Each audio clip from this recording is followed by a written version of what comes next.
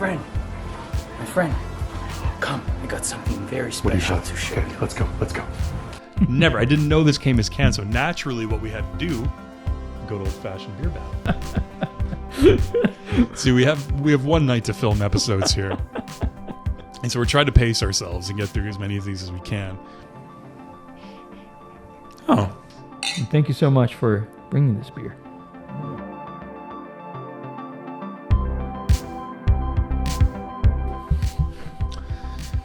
Welcome back, everybody. Thanks for joining us. If you've been keeping track, we've been having a few beers in the pub. And now, Just a couple. And we've worked our way up to the Ayinger Brewery, which is an amazing Bavarian brewery that we have not touched on the channel yet. Well, actually, no, you did mention it once. I think it was in a Beer Bracket of the Month episode, right? That you featured the Celebratour. Yes, I did. That's right, yes. But we haven't really gotten deep into it like we can in a Beer Brackets beer review. The Maibock style is very interesting, right? So Maibock, actually, the Mai means May, right? So it's like a seasonal beer, a beer for the spring. So it's a bock that's brewed for the springtime. That's a little bit lighter, a little bit paler than a standard bock. And it's sometimes called was it a Hellesbock? Or Hellerbock? Hellerbock, I believe it was. But anyway, a lighter version of a bock. So I'm expecting something that's a little bit blonder than a standard bock, a little bit lighter, maybe slightly less sweeter malty. Maybe we will see. We'll find out. But either way, the first Maibock ever reviewed on the channels. This is a big deal, man. This is a really big deal. So what do we know about the Ayinger Brewery? Well, they were founded in the 19th century, right? And they have been family owned by the same family ever since, right? And apparently, as we were doing our beer research, we found out that they're laying on the same grounds of a hotel, Platzel.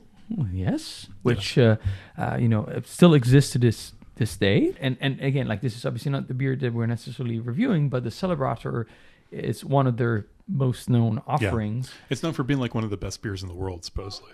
Supposedly. Well, it hasn't been going through the beer bracket review. The very, very, very. That's right. It hasn't been proven. Yeah. It hasn't been proven in the world of beer brackets. No, exactly, not yet. Perhaps one day. But one fact that we were reading about that I thought was very interesting was obviously the brewery being relatively new compared to other breweries in the surrounding in Bavaria. But it was interesting to read how they actually went through the trouble of digging a very deep well to access very good and purified mineral water underneath the brewery too. That's and right. As we all know, like how important it is to have. Oh my God, the water is so important, right? Water source is like most of what is in your beer. So. Exactly. So we're gonna be drinking some mineral water from below the Platzel. Exactly, flavored with some extra elements. I'm sure. Any extra elements. Well, okay, I'm very, very curious. Again, I've never tried an Ayinger beer. I know you have. It says from the Bock collection. So it's technically part of their seasonal collection. So they have their main line of beers. This is not part of that. It's technically one of their seasonals. That Bock collection, that's fascinating. I wonder what else is technically part of the Bock collection. I'm assuming that their Doppelbock is as well, but that's part of the main line. So. Very, very, very fascinating. I am excited, man. Let's crack this. So you know what's really cool? If you look at the top, actually, we'll see once I'll let you do the honors of popping off the cap, but this is probably the nicest beer cap I've ever seen in my life. Look at this. You see the Platzel. The Platzel's on top right there. Platzel is right there. Yeah. So we're gonna pop it open and before we let's show it here. Look at that. Zoom in. That's awesome. We'll put up some imagery of it there. It's pretty awesome. But what a beer hotel this must have been. If you spend a night at the Platzel and it's connected to the Ayinger Brewery and you get some nice bocks, some Doppelbocks. Before going to bed, before taking your beer slumber. You just go right? Take a beer, a delicious beer slumber. Oh, that smells good. Okay. Let me see. That's actually. Let me do the honor good. Here. I like here. Oh, thank you, sir. Of course. Beer memories. It's the best kind of memories. Yeah. Okay. Yeah. Okay. So just as I expected, nice and blonde and light. Actually, it looks like a Pilsner. It does, doesn't it? Which is impressive. Yeah. Cheers, my friend. Cheers, my friend. What do you think? Oh, that's... from the aroma, it really reminds me of Helles, like a nice, like Munich Helles, like a nice Bavarian... it does, right? Yeah, lager. Yeah. Like that's Like a What it really smells good, Yeah, good Bavarian very, lager. very, very Yeah. good. A lot of those like bready notes, like almost like crackery, Yeah. classic German hops. Oh, that's an amazing aroma. Yeah, this is like Yeah, that's a 3-on-3, man. I don't have to think about it too much. I just want to drink it. yeah, a good that's sign. that is a deliciously fantastic aroma for a beer. Yeah, it's like it's the 3-on-3, best yeah. possible lager aroma I could imagine.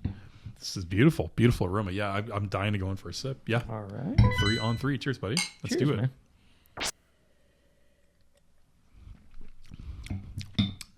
Oh, okay. Ooh. Oh, I was not expecting that. Sneaky. I was just looking at it Oh. because it says 7%. And Jesus. yeah. It doesn't taste like 7% at all. No, it doesn't.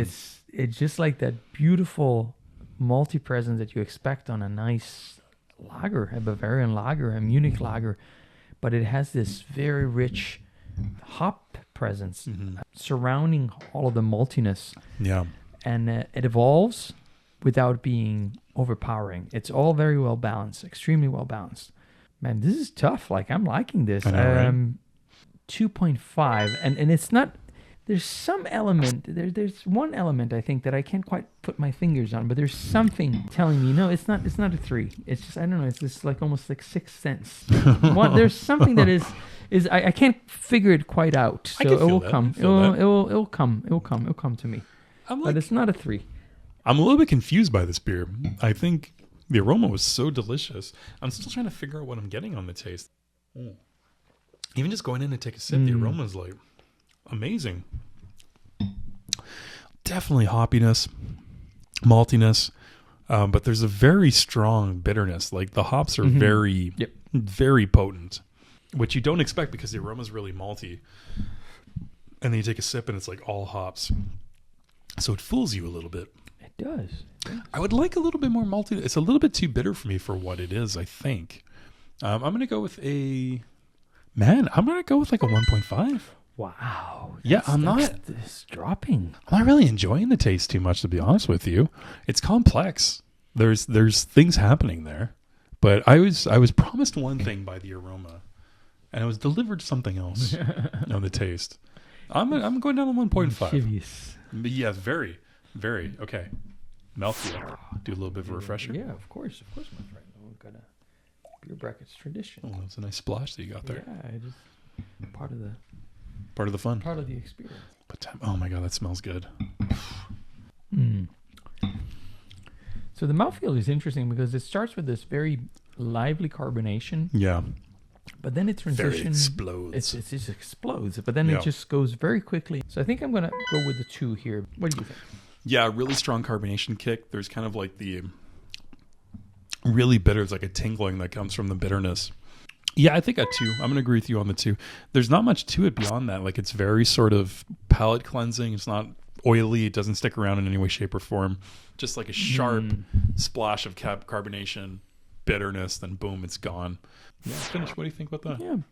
So the finish, I think, is where I'm starting to understand some elements that I didn't quite understand in the beginning. Right. There's this bitterness that you were describing Yeah. that starts building up and becomes like more and more present. Yeah. But I think the element that couldn't put my finger on the taste is this.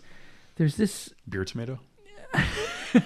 No, it's not the pure tomato, my friend. But good guess. It's more of alcohol presence. Like There I is, can yeah, I there can is. taste it. Again, nothing wrong with it necessarily, but I feel like when you're just thinking about the aroma, which Yeah. is kind of like telling you a certain story that you're used to, like the classic malt lager, Yeah. and then you get like this slightly stronger presence, which again, like to be fair, that's kind of like what the style is, but I find it a little bit overpowering. So I'm actually going to go again like with a 1.5 actually. Oh, there my you friend. go. 1.5, not again, but 1.5. It went a little bit lower there on the finish.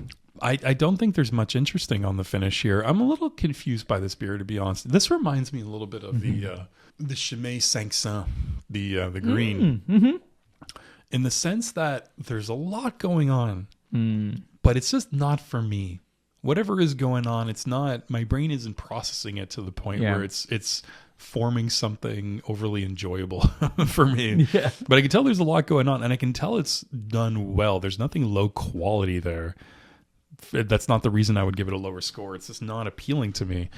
I think I'd stick with 1.5 on the finish. I think that's fair. Very bitter. Very, very bitter. Very bitter.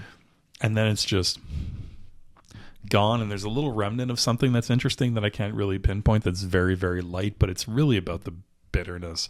It actually reminds me almost of like the finish of like if you took the finish of kind of like a big macro lager, like an American Pilsner or something, and then you just up the bitterness by like fourfold on it. It's kind of what it's like a little bit. 1.5. Okay, as an overall beer experience for the Ayinger Maibock, should I have gotten the Celebrator instead for us to review? Perhaps. But we're equal opportunity beer explorers. Hey man, like I think this is great. Yeah. And I think that in a way, it's an experience that we'll remember. Of course. So that's all that matters. Every beer that we review in the Beer Brackets pub is an experience to remember, and it lives in the beer box right back there. It lives Forever. It's like a beer cap mausoleum right back there. It lives in forever. It's a little time capsule. Yes, exactly. I think overall, my friend, given all the journey that this beer has taken us on, I think I'm going to go with a 2 because it's a good beer. Mm-hmm. I think there are some elements that are, like you said very well, are not necessarily for me. Maybe not yet. It's something that I haven't quite I don't quite understand completely. Yeah. Or I'm not used to. Maybe that's a better way of putting it. Mm-hmm. So I think like a 2. What do you think? I'd agree with the 2. 2's fair. I think 2's kind of where this belongs because, again, I can tell that it's quality. Mm-hmm. It's just not for me. It's just not making sense to me. It's not to my palate.